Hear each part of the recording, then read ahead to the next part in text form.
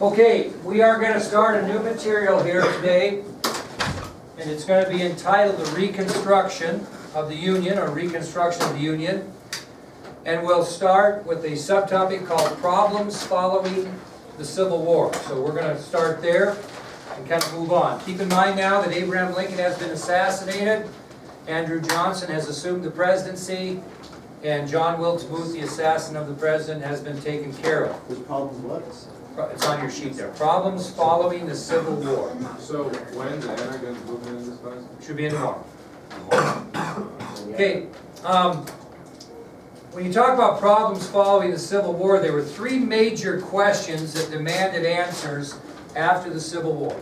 Okay? Three major questions that demanded answers following the Civil War. And we've addressed some of those, although there has not been a consensus on it, or really hasn't been taken care of, because this has all been interrupted by the assassination of Abraham Lincoln. And these should be familiar.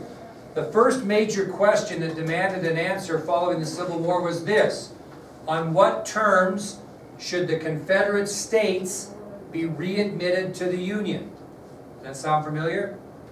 Okay, so the first major question that demanded an answer following the Civil War was number one: on what terms should the Confederate States be readmitted to the Union? On what terms should the Confederate States be readmitted to the Union? Now remember, we've already had this controversy. Lincoln wanted it to be fairly easy for a state to be readmitted to the Union. The Radical Republicans did not. And so they passed, very good, Ben, the Wade-Davis bill, which Lincoln vetoed. And before they could get that all straightened out, what happened? Lincoln was assassinated. Okay. The second major question that demanded answers following the Civil War, number two, is this: how should Confederate leaders be treated? How should Confederate leaders be treated? Now again, Lincoln had a plan for that. Okay? He had a plan on how he was going to let Confederate leaders come into the Union. Was he going to give Confederate leaders amnesty? No. Okay, he was not. So that hadn't really been settled either because of Lincoln's assassination. But at least, who did he get some support with on that one? The Radical Republicans. Okay? And the third question that demanded an answer following the Civil War, number three, was what should be done to help former slaves adjust to freedom in the United States? Okay? What should be done to help former slaves adjust to the freedom in the United States? Now, how was that covered? Was that covered very well? Did Lincoln have such a plan for that? But what was the Radical Republicans? Wasn't there one Radical Republican that demanded that they be given equal rights and we adjust them into the Union? There's actually both these guys. What are those guys' names? Thaddeus Stevens and Charles Sumner. They were both Radical Republicans that were demanding equal rights for Negroes, which sounds a little bit odd if you think about it at this time period. But those were two guys, two of the toughest Radical Republicans possible, that were really wanting to see former slaves be able to adjust. And Lincoln really had to address that before his assassination, so that's going to come up. Now, Mr. Gurr, sorry to interrupt. okay. I need to speak with Hannah for just a moment. Okay. She has a little trouble getting an extra key. Yeah. That's what I need to visit with her. Okay, you just take her. She'll catch up. We're No, it recording. won't take long. Okay, from 1865 then, think about this, from 1865 to 1877, the United States tried to solve these three post-war problems. And Lincoln took a shot at it when he was alive, but you think about it, if I say from 1865 to 1877, that tells you that it took until 1877 to solve some of these. It didn't happen overnight. Well, this period of time between 1865 and 1877 goes into American history as the Reconstruction. And that's on your ID sheet as an ID. So again, from 1865 to 1877, they were trying to solve these three issues that we talked about. It didn't happen overnight. So this period from 1865 to 1877 became known in American history as the Reconstruction. Okay? Perfect. Okay, that'll take us to our next subtopic on your sheet I gave you, which is entitled The New President, Andrew Johnson. We're going to tell you a little bit about this guy, because I bet you don't know much about him. Okay? Right here. All you know is he was elected with Abraham Lincoln in the election of 1860 to become vice president, and you also know that he assumed the presidency after Lincoln's assassination. That's what you know about him now. Andrew Johnson. And his name's Andrew. Yeah. Now,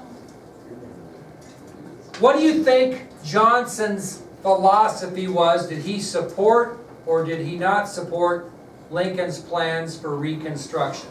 He supported. He supported them. And as Lyndon Johnson did after President Kennedy's assassination, Andrew Johnson made it a goal to put all of Lincoln's plans into action immediately. He supported Lincoln's plan for Reconstruction. Now, where was he from, though? Was he considered a Northerner or Southerner? Southerner, so that might be a little bit of a surprise to you that he would do that. Same thing going to Kennedy's assassination. Lyndon Johnson was a Southerner. Kennedy a Northerner from New England.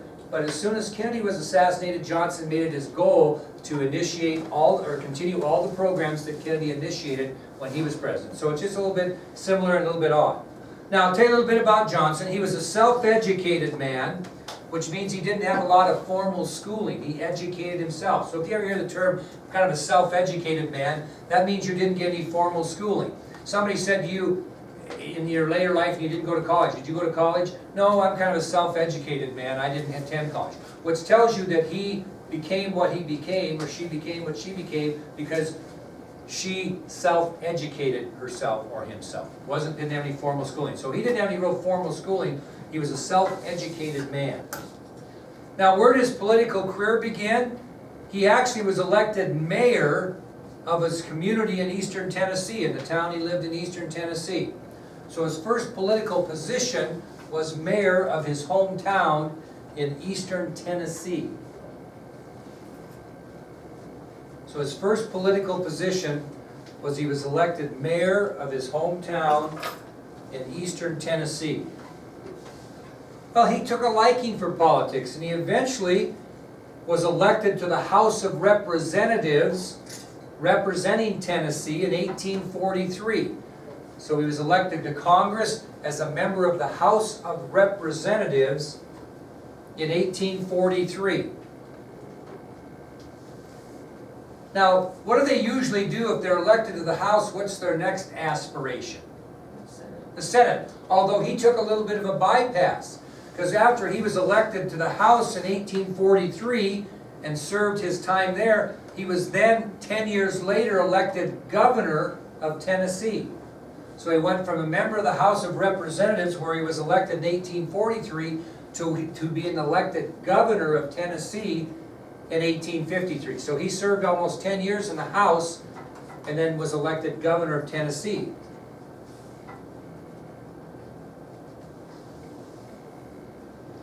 Now, after his 4-year term as governor, what was he elected to in 1857? The United States Senate. Okay? So backing up, this is a pretty good political career. 1843 is elected to the House of Representatives. 10 years later, in 1853, he's elected as governor of Tennessee. And then after serving that term as governor of Tennessee, his popularity became such that he was elected to the United States Senate in 1857. Now, this will maybe answer your question a little bit about why, as a Southerner, he would support Lincoln's plan.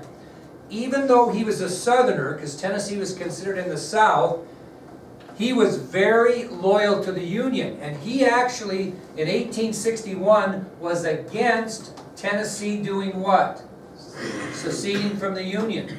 He voted against that. He did not want that to happen. So even though he was a Southerner, he was very loyal to the United States of America, or the Union. And when the decision was made in 1861 for Tennessee to secede from the Union, he did not agree with that. He fought against it. Okay? Fought against secession. So that kind of explains his loyalty to the Union a little bit. Okay? He wasn't for secession. I'm sure he wasn't for Civil War, but it is what it is. Okay? Now, what was his opinion of President Lincoln? Okay? I'm just going to give you a quote of what he said.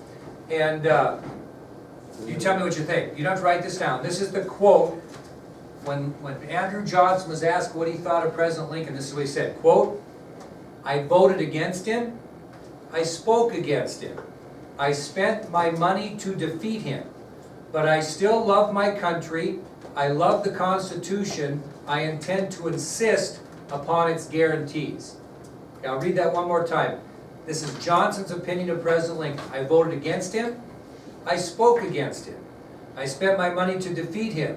But I still love my country. I love the Constitution. I intend to insist upon its guarantees." So even though Lincoln was assassinated, even though he didn't agree with him, what's he really supporting? Is he supporting Lincoln, or what's he supporting? Yes. The Union. Because you have to understand that the presidency is an institution.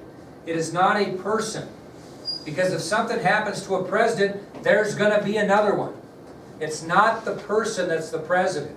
It's the institution of the office. And that's what he was saying. Now, because of Johnson's devotion to the Union and his record as governor of Tennessee and also in the Senate and the House, he really was a national figure. That's how he got involved in the politics that had him elected vice president. So he was a well-known politician, especially in Tennessee and nationwide because of his support of the Union. Okay, let's take us to our next subtopic, which shouldn't be a surprise. It's called opposition to President Johnson.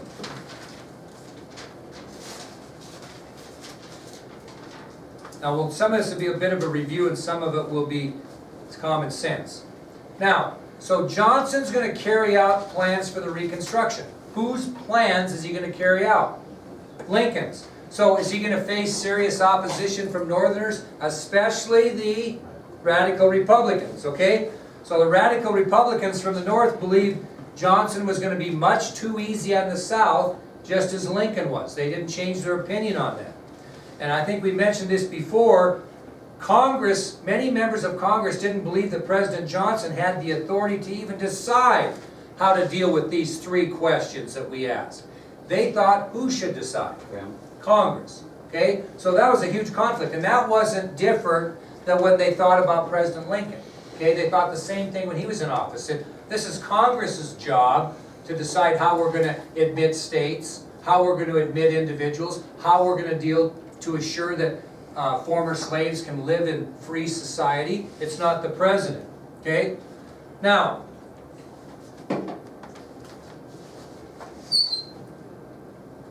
there were two different types of Republicans at that time, moderate and radical. Now we know that the radical Republicans wanted to punish the South, right? And they wanted to defeat the Lincoln and now Johnson plan for Reconstruction, right? Those were radical Republicans. Well, I want you to know there were also some moderate Republicans that wanted to treat the South firmly, probably more firmly than Lincoln, but they did want the nation to heal itself, so you couldn't put limitations on like the radical Republicans did to heal the nation. So the Republican Party was split pretty hard at this time. You had the radical Republicans and you had the moderate Republicans. Again, the radical Republicans basically wanted to punish the South for everything they did, and the moderate Republicans wanted to treat them firmly but not make it impossible to heal the Union. Now, you think about this. You're back to Thaddeus Stevens and you're back to Charles Sumner. And they had their own vision of Johnson. Now, radical congressmen, remember Thaddeus Stevens was a congressman, member of the House, he was one that really thought the Southerners should be taught a hard lesson. What was his concern more, do you remember? The slavery, to make sure they could be adapted back in. Now, Stevens, because he was so radical and thought that the South should be punished, he thought Johnson was being equal. He thought Johnson would not be equal or help make slaves equal in the country. Why would he think Johnson might not treat slaves as equal now? Because he was from the South. And he was a Southerner and owned slaves. So Stevens is saying, geez, how can we have President Johnson making decisions here? He'll never treat slaves equal because he was a slave owner himself. Okay? Now, Stevens, even though he took more of the slave issue on that, Sumner was even a little more upset because He didn't think southern states should have any members in what? Congress. After all, these guys were traitors to our country. So Johnson's facing pressure from Stevens because he said, you'll never treat the black even because you own slaves. And Sumner's saying, you can't have southern states have representation in Congress. They're traitors. How do you put those guys in and let them have equal say to us and stay loyal to the Union? Probably had a point, right? But it isn't going to help the Union heal with that attitude. Okay? All right, well that'll move us on then to Congress goes to work. Yeah. That was Thaddeus Stevens, right? Thaddeus Stevens, yep. Congress goes to work.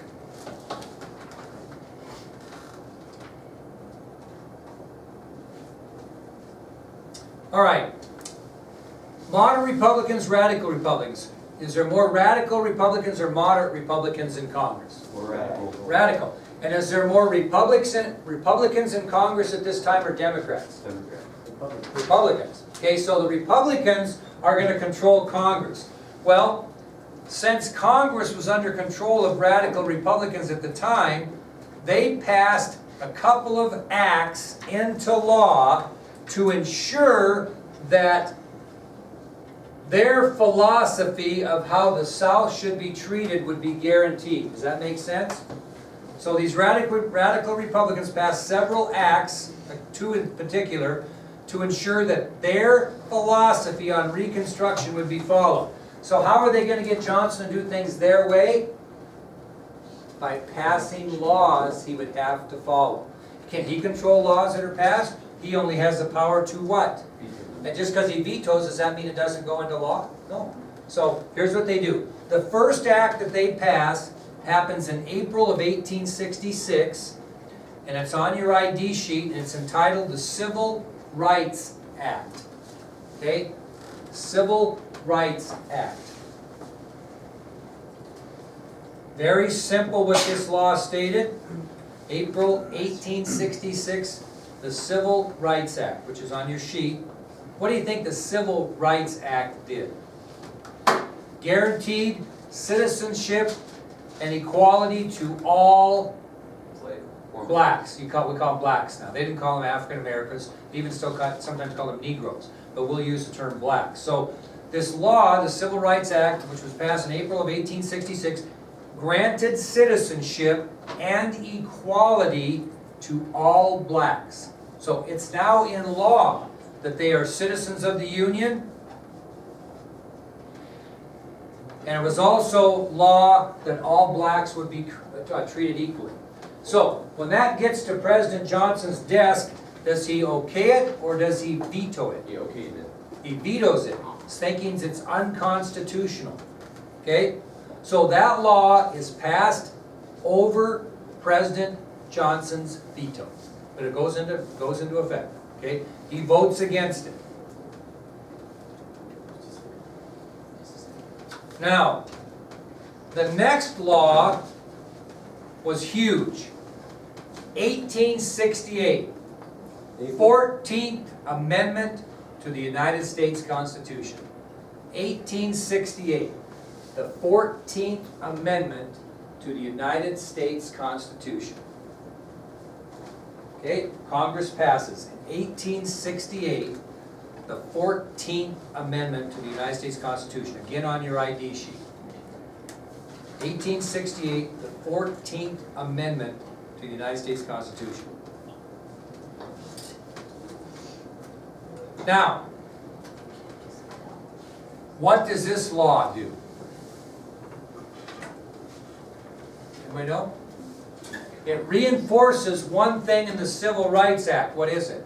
What does it reinforce, first of all, that's in the Civil Rights Act? That all people of the United States are citizens of the nation. Okay, so the first part of the 14th Amendment of the Constitution states that all people of the United States are citizens of the nation. Okay? It doesn't say blacks can all of a sudden be citizens. It just clears up the Civil Rights Act and states that all people in the United States are citizens. That would be males and females, right? black or white, correct? It's the second part that was a little controversial. It also gave all male citizens the right to vote. All male citizens the right to vote. Now, that all male citizens have the right to vote, who gets to vote? Males that are, and how about women? Are they voting? No. No. We'll talk about that in a minute. Okay, so the 14th Amendment to the United States Constitution states that all people of the United States are citizens of the nation, and all male citizens were allowed to vote. Okay, now we're going to solve one of our problems here. Remember the problems we have? One of them is how are we going to readmit southern states to the Union, right? We still haven't got through that yet. So, in order for a southern state to be readmitted into the Union, what did they have to do? They had to ratify the 14th Amendment to the United States Constitution. What does that mean? If each state had to ratify it, they had to accept it and live by it. So now the rule becomes, if you want to be readmitted into the Union as a southern state, you have to ratify within your own state or agree to the 14th Amendment to the United States Constitution. Okay, so southern states were forced to ratify this constitutional amendment before they could be readmitted into the Union. That kind of solved that problem, didn't it, to a bit? Okay? Now, what's our other problem? What did Sumner, what was he against? Southerners being in Congress, okay? So, how'd they solve that problem? You could say, okay, I'm not going to accept that Constitution. I'm not doing it. I'm not putting the 14th Amendment, I'm not ratifying it. Okay? I'm Alabama. Go to hell. Not going to do it. Well, here is the kicker. Any state that denied the black man the right to vote would have their number of representatives in Congress reduced. So they're painting him in a corner. If you're not willing to ratify the 14th Amendment to the United States Constitution, then that means that you are denying the black man the right to vote, correct? And if you deny the black man the right to vote, what's going to happen to your representatives in Congress? And do they want representation on what's going to happen in the Union? Sure they do. Okay? So it really kills two birds with one stone. Okay? It finds a way to readmit these states into the Union without a lot of argument. And it states if you don't, then we're going to cut the number of representatives you have in Congress. Okay? So really it worked out pretty well. So when you talk about the 14th Amendment of the Constitution, it really kind of solved a couple of problems, didn't it?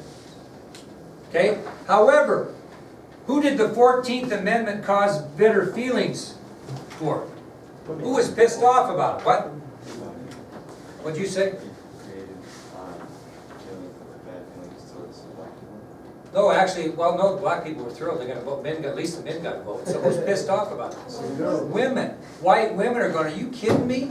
You're going to let the black man vote and not white women who have been part of this country since we sailed over here, you know what I mean, and landed on Plymouth Rock. So a black man could now vote and a white woman could not. That caused a lot of controversy. So our expert lecturer today, Wade Gonzalez, is going to tell us what woman really got out after the 14th Amendment and said you can't do this because it's going to cause ill feelings between all black men and white women forever. Who is it?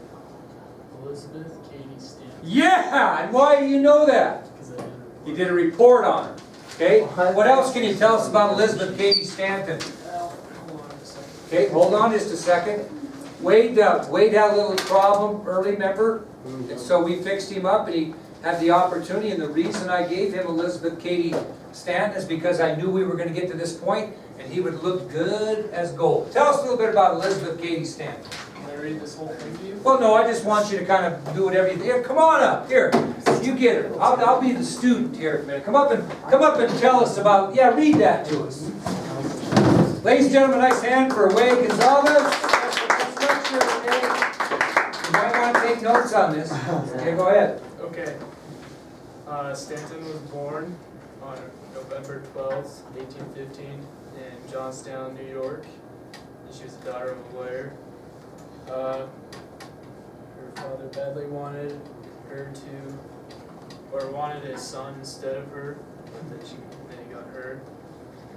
She graduated from Emma Willard's Troy Female Seminary in 1832.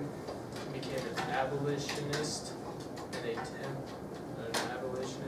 temperance and a woman's rights movement lady. Very good. Keep going. You're doing good. Well, I'm even learning something. Elizabeth Cady studied or I don't know what that's supposed to say. It's messed up. Okay, well, go ahead. But she studied from 1830 to 1833 at the best education. She got the best education available to women. The school she went to did what? Right there. School offered a strong academic course of study in addition to more typical educational options for women at the time, which tended to focus on developing social skills. Okay, continue. You're doing good. Elizabeth she didn't really have a career. She was just a women's rights activist, and she fought against temperance. In 1848, she felt that a public meeting, she protested at the,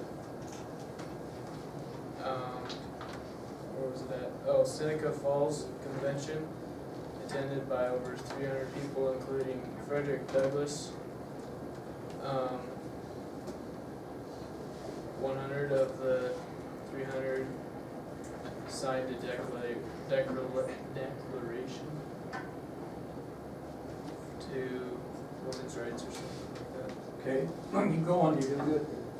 She later died of heart failure on October 26, 1902. Just a few weeks before 87th birthday. She died 18 years before women would be able to vote. And I don't know.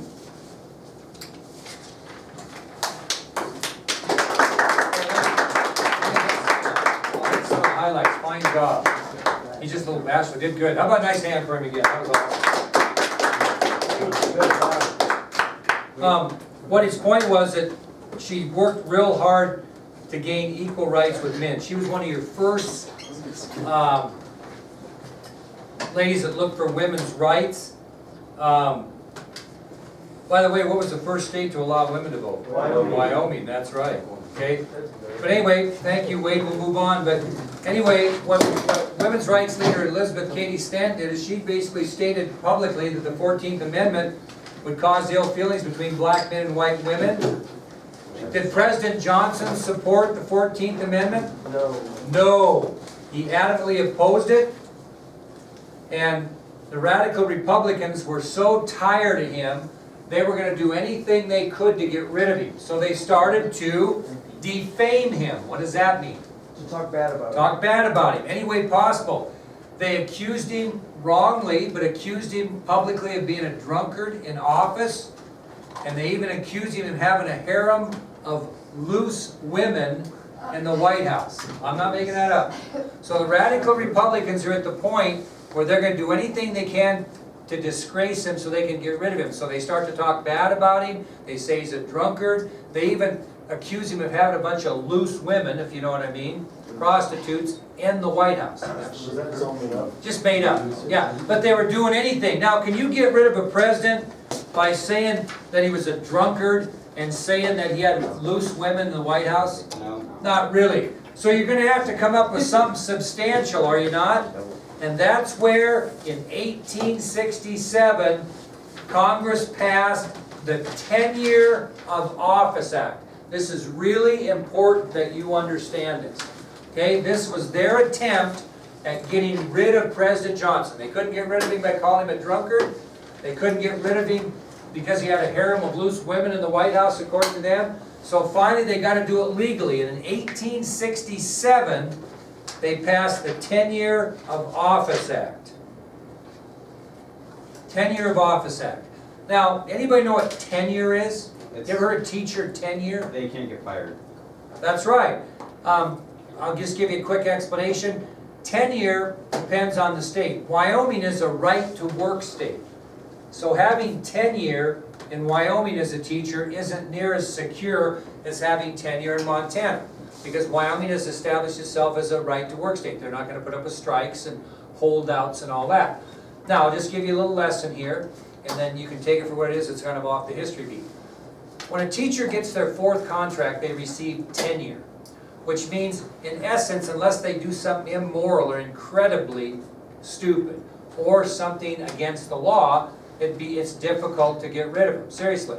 Now, Wyoming's a little bit different, like I want to mention, but I'll go back to Montana. Montana's a very strong union state.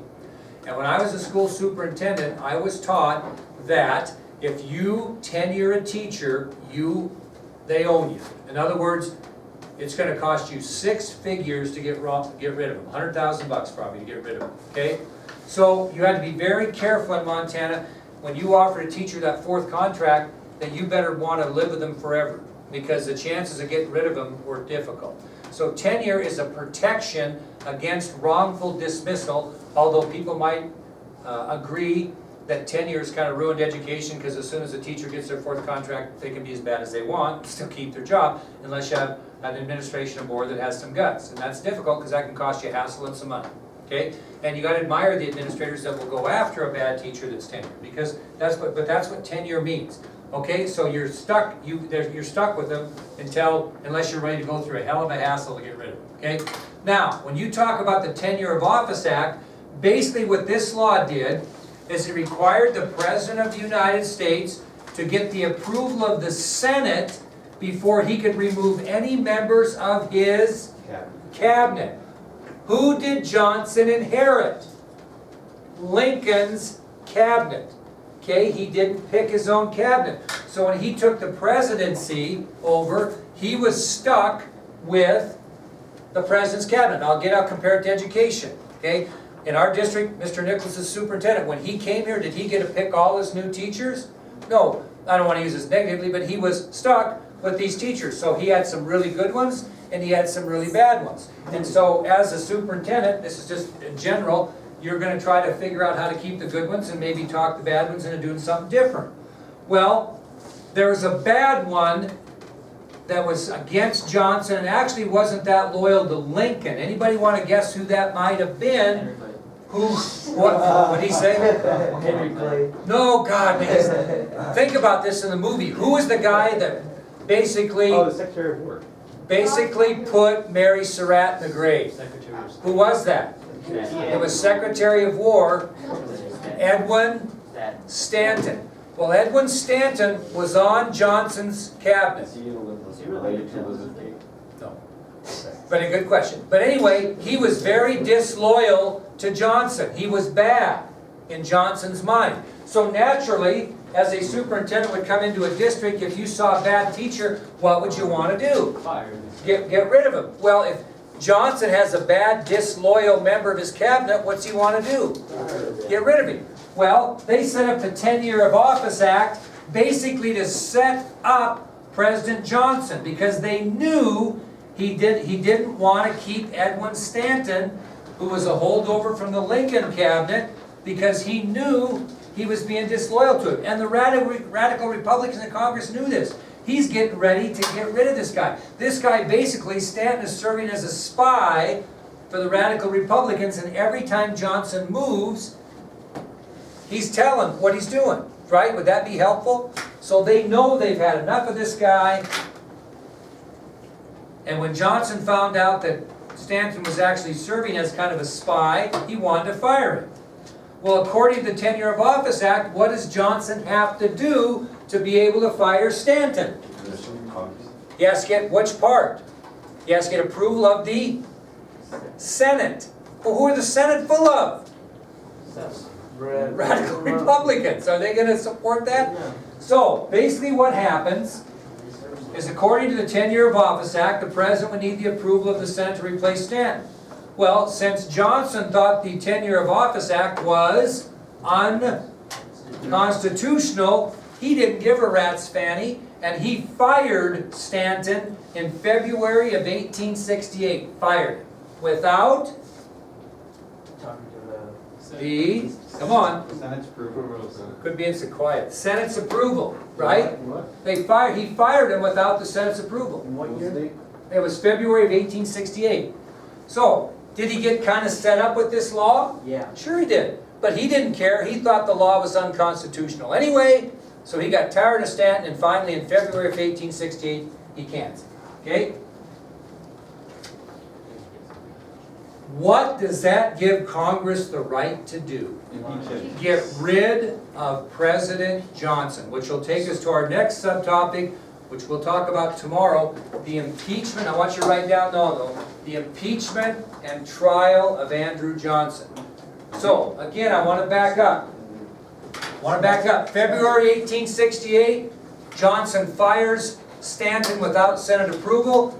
This gives the Senate the right to impeach Johnson, and tomorrow we'll tell you about the impeachment and the trial of Andrew Johnson and what happens. Yes? Okay, so was Andrew Johnson, that was the radical